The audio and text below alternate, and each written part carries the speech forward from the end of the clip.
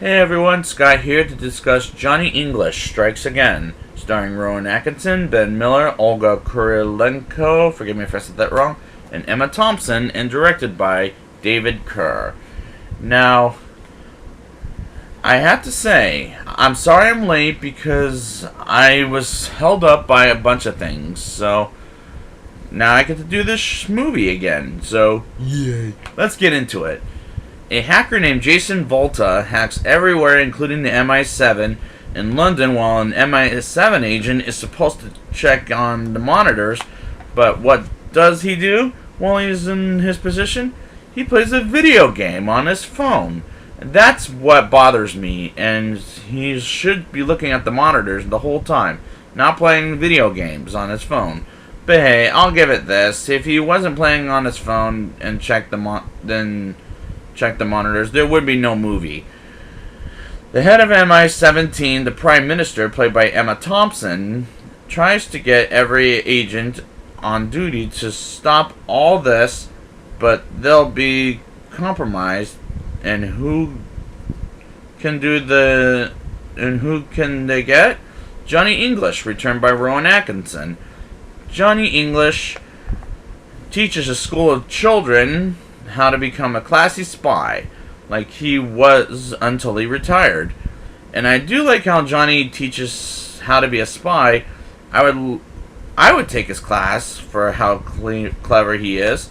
But the MI7 asks him to come back and catch the hacker, and which we won't find out until later in the movie. Johnny asks for an assistant named Bo, returned by Ben Miller. Remember him from the first film? And I'm kind of happy he's back in this movie working with Johnny again. But the fact Johnny doesn't need a cell phone, he needs a gun, was just rather stupid for this script. Johnny and Bo go undercover on a Bo restaurant and tries to steal the man whom we're led to believe is the hacker, but burns shrimp and causes the boat to be on fire, which is slapstick humor at its worst. And I felt it was taking too long for a 90-minute movie. Johnny meets the femme fatale Ophelia Bultova, played by Olga Kurilenko, who I've seen in a James Bond movie called. But I do like her as a femme fatale turning secret agent, which we'll find out later in the movie, but the execution of that scene is poor in general. Johnny and Ophelia first have a car chase, then she has a drink with Johnny, and then suddenly her boss says to execute him while he's drugged, and he's on the dance floor, and she dances with him and gets knocked out, which, as far as first impressions go, he's not getting first impressions. On first impressions, I should say. But it's not making sense for this movie anyways. The Prime Minister hiring Jason to help her get the hacker, but he is, and nobody knows it.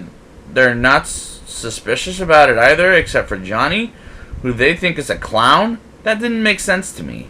Well, he can be, but that doesn't make sense still. Johnny goes to Jason's place to get proof that Jason has an evil master plan to take over the world, and they do catch him, but he takes his student driver's car and accidentally takes her phone instead of Ophelia's phone, and as he presents the phone that it belongs to the student driver to the Prime Minister, and she fires him, and that's when we get to that family movie cliche. I forgot to bring up Bo has a wife who's a submarine captain for England, and they drop Johnny and Bo off at the meeting ceremony where Jason makes him hacking legal. And Ophelia betrays Jason, and Johnny is in Knight Metal Shield outfit. Jason makes the Prime Minister sign it or else with other countries, and Johnny and Bo and Ophelia go after Jason and stop him from exceeding his plan, and they do, and Johnny gets honored until the fly pants go down and on Johnny, and Bo and Ophelia have to have to cover his privates. And that is too stupid of an ending. But Johnny goes back to the school where he teached, and I would rather watch that movie than what we got here, might I add. Now it's time for the rating. I'll give this movie a 3.9 out of 10. This has its good moments, like where Johnny teaches kids how to be a spy, one at the beginning and one at the end. But that's not enough for me to enjoy this movie. Stupid slapstick moments and how painful they are. And I hate to say this, but I don't like Johnny English as a movies. And don't even bother watching any of these. And I don't want to see any more. So I'd like to thank you guys for joining me for the Johnny English retrospective. And until next time, privy.